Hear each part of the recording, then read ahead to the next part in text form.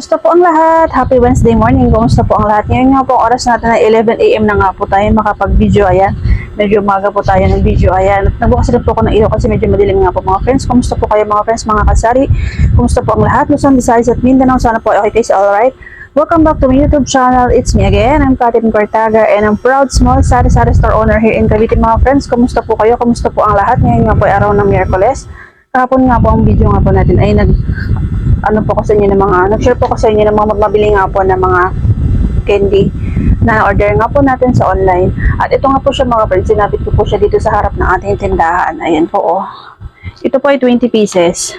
At ano na lang po siya, nakabenta na po tayo ng 5 piraso dito, 5 balot. So 15 pieces na lang po ito. At mabili nga po siya mga friends, binibenta nga po natin siya ng 6 pesos po ang isa. Ayan, lagyan ko nga po siya ng price. Ito po siya.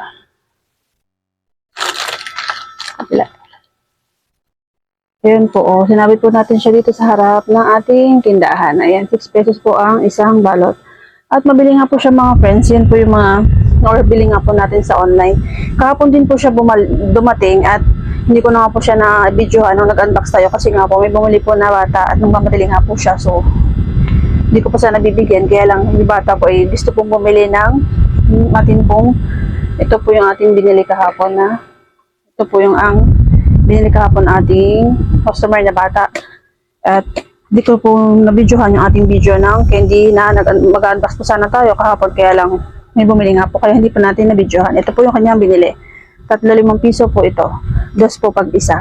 At wala na po talagang tig-piso mga friends at mataas na po talaga ang puhunan. At kapag bago nga po sa mga paningin ng mga bata ay binibili po talaga nila mga friends. Yan po yung gusto kong ibigay po sa inyo ng mga idea na kapag medyo matumal nga po ngayon at yan po mga tinitinda natin mga pangakit sa mga bata. Kasi nga po, kaya nga po na sinabi natin na kapag yung mga bata po ay meron pong gustong bilhin sa atin ng mga candy ay babalik at babalik po sila sa atin mga friends, mga kasari. Ayan. Kapag may gusto silang bilhin ay talagang babalikan po nila tayo dahil nga po dun sa mga pangakit natin ng mga candy. Kasi kapag inuutusan nga po sila ng kanilang mga magulang ay may mapabili po sila ng candy dito sa atin kahit po malayo ang ating tindahan. Mga friends, ayan, meron po tayong isang candy. Ito po yung isa. Ngayon lang po siya dumating. At mga candy rin po ito. I-share ko po sa inyo. Ipapakita ko po sa inyo. I-haul ko po sa inyo. Ito po ay para sa ating dogs. Ayan. Sama ko na rin po dito sa ating video. Para kahit pa paano ay kasama po siya sa video kasi diba, kailangan po nating mag-video kapag mag-unboxing para ayan. Thank you po kay seller. Kompleto naman po. I mean, wala pong damage ang kanyang balot. Ayan. Dito natin siya buksan.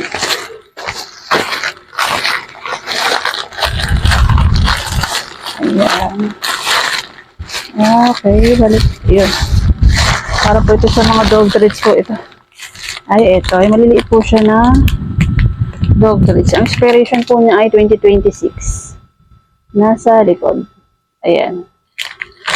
Ano po ito? 6 na balot. Para po sa mga alaga namin dogs. Dog treats. Ayan. 1, 2, 3, 4, 5, 6. Ayan, 6. Ayan, thank you po kay seller. Maayos po yung magkakabalot ng mga treats. Benta sticks para sa mga dogs. Ayan. Okay, okay naman po siya. Hindi po siya expired at maayos po yung item. Sunod po ito yung ating candy. Ayan. Tignan po natin siya. Ayan, shoutout po kay seller at maayos po yung kanyang wala pong damage. Ayan, siguro po tinignan ni Rider kasi may butas dito. May box po ito. Naka-box po siya. Naka-balot po ng box. Parang katulad po ito sa seller po na isa. Binalot din po niya ng box. Yung ating mga candy para hindi po siya madurog or yun, mayupi. Ayan. Ayan po. Ayan. At naka-tape nga po siya. Ayan. Ayan. Thank you po kay seller at maayos po yung ating item. Ayan, mag-try din po kayo nito mga friends. Kapag marami nga po mga bata sa inyo, ay pwede rin po kayo mag-try ng mga ganitong mga paninda. Ayan. Ingat lang po sa paggamit ng gunting.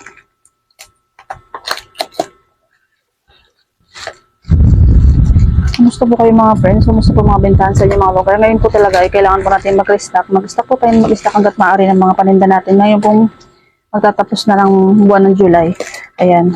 Ngayon, dahil ngayon nga po, pagsapit po ng June, August, ay mas sigurado, mas matumal po yan mga friends. Kaya naman po, habang may budget po kayo, kung may extra po kayong pera, ay mamili po kayo ng mamili mga friends. Kasi, ayan, lalo na po ngayon buwan ng August, ay sigurado, tagtumal po yan. At dumating nga po yung parcel natin mga friends kahapon. At ito nga po, sinik ko po siya, ayan, ito po yan, tatlo po siya. Wala pong strawberry na available. Kasi tatlong flavor po ito. Meron po dapat strawberry, kaya lang wala pong stock. So, grapes na rin po yung binigay ni seller. At, kompleto naman po siya mga friends ang ating order na candy. Ito nga po siya mga friends. Ganito po ang kanyang itsura. So, madali po ito. Naubos na nga po yung ganito natin. Ayan. Ganyan po siya mga friends. Ayan. Ang laman po nito sa isang box ay 50 pieces.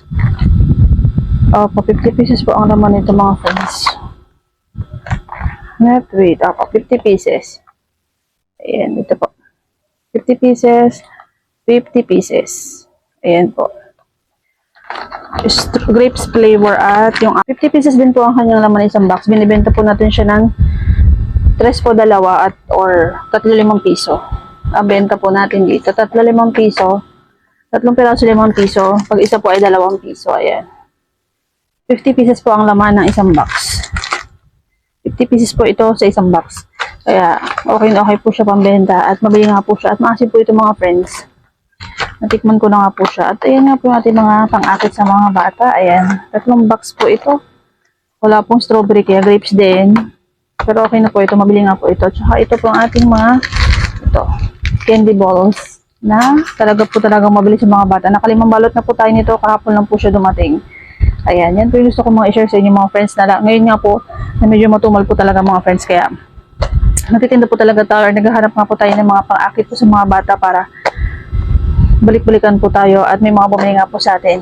Kasi kahit po yung mga medyo may edad na mga matatanda ay napapabili po sa atin ng mga ganitong mga candy. Ayan, naku, curious po sila kung ano nga po yung lasa. Masarap po siya mga friends at meron naman po siya expiration date. So, yan po yung mga gusto ko i-share sa inyo mga friends. Mga kasari, ngayon po ay naubusan na tayo ng egg. Mamaya po ay mamimili tayo ng egg. Yan, ang ating pong update. At kahit pa paano naman po ay thank you for the blessings. Ay meron pa rin po tayo mga stocks. Ayan. Ito po yung harap natin yung tindahan, mga juice. Yung ating mga kutkutin. Ayan. Ito yung ating kape na 3-in-1. At ito naman po ang ating mga chichirya, pamor, chichiryo, pamor. Ayan, thank you for the blessings. At ayan po ating mga sabon. Ayan. Okay, ating mga stocks. Kahit pa paano naman po ay mayroon pa rin po tayo mga paninda. Ayan, sa gilid nga po doon ay mga soft drinks po tayo doon. Ayan. So, yun lamang po mga ganun po natin ngayong araw na ito. Yun yung mga gusto ko share sa inyo mga friends. Sana po ay marami tayong benta araw-araw at sana po ay marami po tayong stocks. Ayan. Hanggat may benta nga po tayo, palagi po sinasabi sa inyo na pag may mga benta na nga po tayo, bandang hapon na kinabukasan or every other day ay mamili po tayo ng mamili, magparami po tayo ng mga stock natin habang may benta nga po tayo kasi malapit na po ang tagtumal talaga mga friends. Mga bandang August po talaga ay matumal po yan mga friends. At nangyayari po talaga yan mga friends. Bandang August ay talagang matumal po. Ayun mga friends, legit po talaga na bandang August ay talagang matumal nga po yan mga friends. Hindi lang po tayo nakakaranas ng mga tagtumal or pag matumal na bentahan kapag mga buwan ng August. Kasi nga po sinasabi po nila kapag buwan nga po ng August ay ghost month. Ayan, yan po yung sabi nila at parang totoo naman po. Medyo matumal po talaga pag August. Kaya pag may benta po tayo, ang ginagawa ko nga po ay bandang hapon or kinabukasan ay namimili nga po tayo. Nagdadagdag po tayo ng mga fast moving items, mga kape, noodles, pansit canton, mga biskuit. Yan po yung mga pinaparami natin. Ayan mga friends, isa pong paalala, palagi po natin din i-check ang ating mga resibo dahil palagi po may mga pagtaas sa mga paninda. Ayan, hindi po bumababa ang presyo ng mga bilihin mga friends at pag may mga pagtaas po talaga sa mga bilihin kapag hindi po natin mamalayan, kaya naman palagi po natin check ang ating mga resibo para updated po tayo sa mga presyohan. Kasi baka mamaya benta po tayo ng benta, tinda tayo ng tinda ng ating mga paninda, eh wala na po tayong mga tinutubo. Kaya naman po mga friends, ay lagi po tayo mag-check ng ating mga resibo. So yun lamang po, God bless everyone. Guys, sa mga hindi pa nga po nakasubscribe, like po natin channel, palike ko natin video, subscribe at hit na po natin notification bell para updated po kayo sa mga sunod natin i-upload ng videos. Thank you so much po sa lahat. God bless everyone. Ingat po tayong lahat at sana po yung nagustuhan nyo po yung aking upload ng video. More sales po sa ating lahat. Maraming benta araw-araw at happy selling po sa ating lahat. God bless everyone. Keep safe. Love everyone and God is good all the time. Sipag at syaga mga friends, kailangan po natin yan. Love, love, love. See you to the next one.